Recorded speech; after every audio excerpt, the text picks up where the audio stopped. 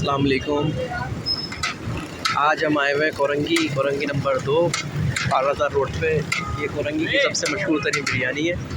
ऐसी बिरयानी कि जो सुबह लगती है और आधे घंटे में माशाल्लाह से ख़त्म भी हो जाती है और बेची चले जाते हैं।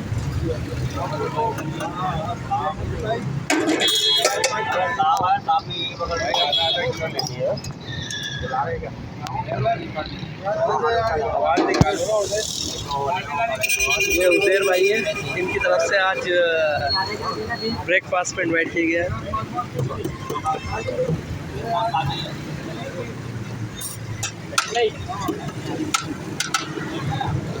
और ये के तमाम ना आने वाले शायकीन हैं।